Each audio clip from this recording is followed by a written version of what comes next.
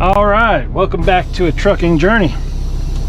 It is Saturday afternoon and I'm back at Dollar General.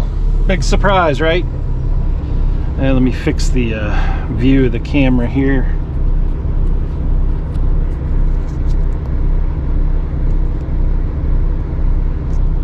Okay, that may be a little better.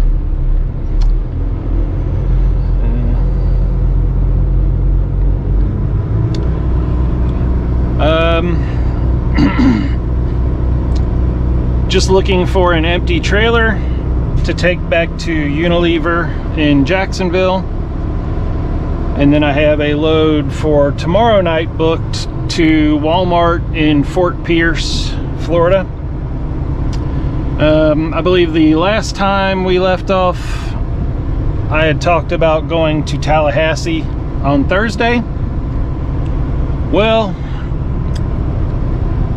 according to their website, because of COVID, because you know, government workers are the only ones allowed to use COVID as an excuse to not do their job. They do not take walk-ins. You have to make an appointment.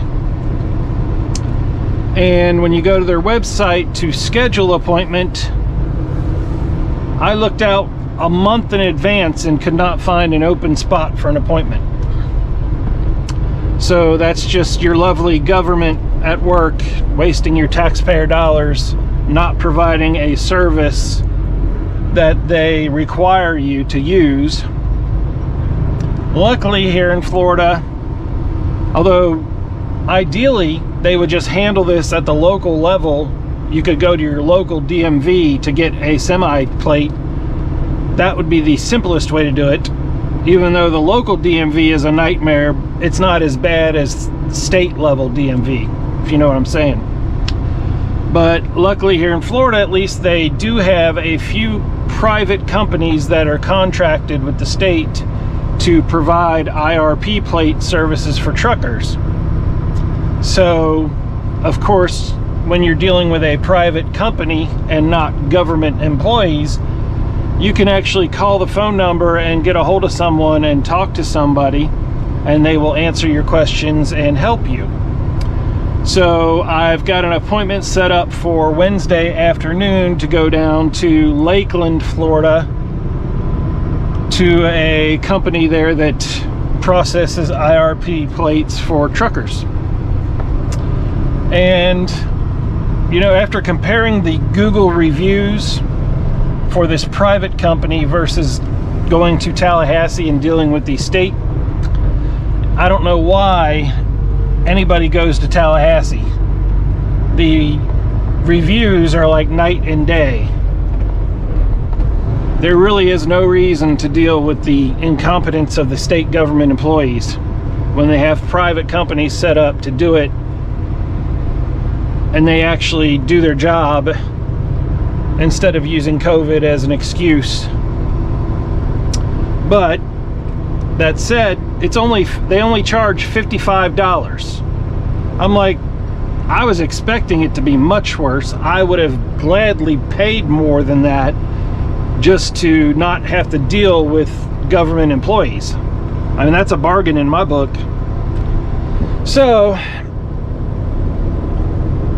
of course, I wasn't bidding on loads for Thursday or Friday because I figured, you know, Tuesday, Wednesday, I figured I'd be going to Tallahassee to get my plates, so I wasn't bidding on any loads, so there wasn't much left to choose from when I got everything taken care of and got my appointment set for next Wednesday. So the only thing I could get was today a little empty trailer move from Alachua to Jacksonville. And of course, because it's Dollar General, there probably won't be any empty trailers here, and I'll have to go next door to Walmart and grab one. That's just usually how it is, because, you know, it's Dollar General. But it pays pretty decently. and my load tomorrow night going to Walmart in Fort Pierce pays pretty decently, so the freight rates are still high. Oddly enough, they posted quite a few loads for the middle of next week that I would absolutely love to do, but unfortunately I have that appointment for Wednesday afternoon to get my license plate. I mean, they had posted like a load from Jacksonville to Miami, back to Jacksonville, back to Miami, and then back to Jacksonville. And they were asking $3,000, so I could have gotten a lot more than that out of them. I'm like, that is like the best load I've seen posted since I started. I would love to do that load. I would do that load every week. But I couldn't do it because I have to get my license plate.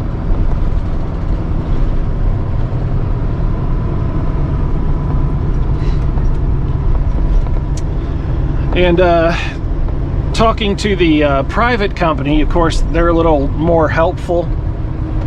And, you know, and I had told her when I talked to Tallahassee and I asked about how much it was going to cost, and they wouldn't give me a number at all.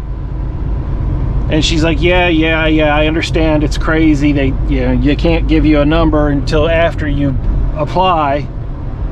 But she's like, just, you know, for a first-time license plate, you know, dry van, lower 48, she's like, the range is going to be anywhere from $1,500 to $1,800. So I'm like, if Tallahassee would have told me that, I could have had my license plate by now. But here I am waiting until I save up more than I actually need, just so I don't waste a trip to Tallahassee. You know, it just aggravates me that I could have had this taken care of already and could have been making better money. But what are you going to do? That's the government for you. Haven't seen any convoy trailers yet. Of course, this is the row where they drop the loaded trailers usually, so if I see one in this row, I'm not expecting it to be empty.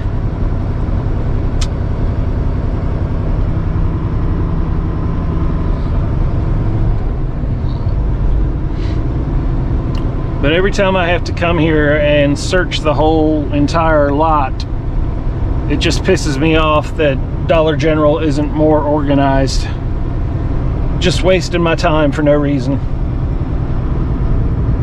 I mean, it's pathetic that you can go right next door to Walmart and they tell you exactly where an empty trailer is. It's not that hard, Dollar General. Get with the program.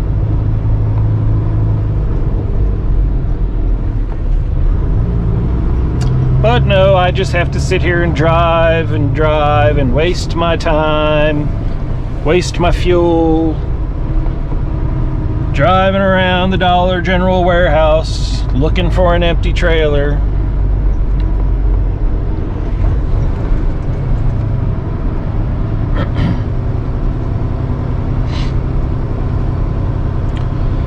But I am excited that I'm finally going to get this taken care of and I can leave the state of Florida finally.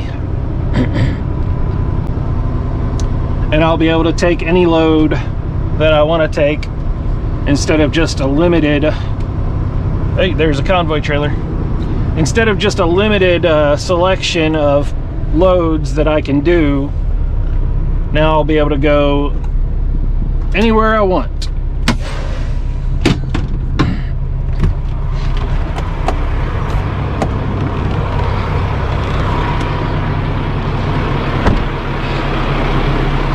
There's like a 5% chance that this trailer is empty, but we will see.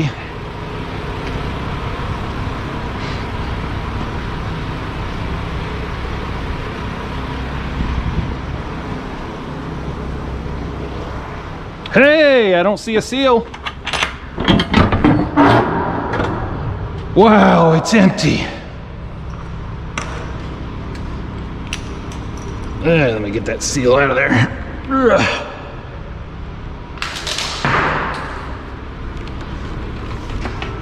It's a miracle.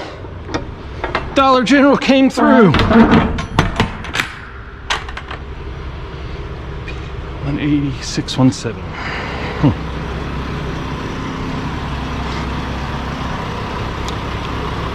All right, I didn't have to waste as much time looking for an empty trailer today, so I'm gonna hook up to this trailer and head back to Jacksonville, and I'll check in with y'all here in a little bit.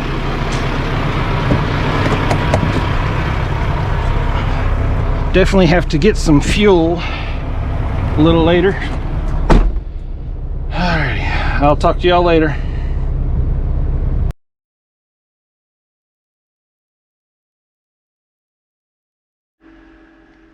All right, welcome back.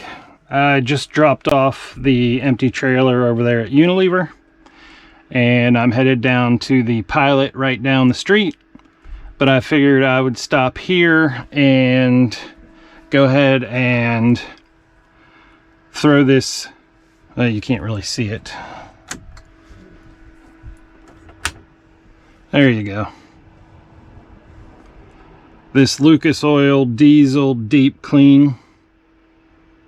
Gonna go ahead and throw that in my tanks because I'm considerate and I try to spend as little bit of time as possible in the fuel island, and this thing has this child-proof cap on it and it had a foil seal, so I went ahead and already took that off. It took a little while. It wasn't easy to get off, but I figured it's better to do that here, parked over in this little parking spot where I'm not holding up anybody who's trying to get some fuel and get back on the road. Even though it's Saturday night, their truck stop shouldn't be too extremely busy. I still want to be considerate, and it's a good rule of thumb to try to spend as little time as possible in the fuel island so you're not holding anybody up. But so, and I'm only like right down the street from the Pilot, so it's not going to hurt anything to go ahead and add this to the tanks now and then go fuel up.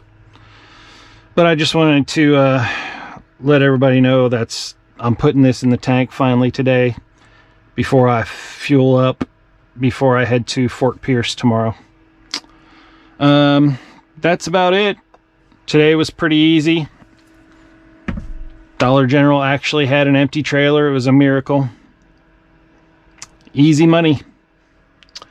But I'm gonna go ahead and fuel up and then head home, and I'll upload this video tonight. And thanks for watching. Please subscribe.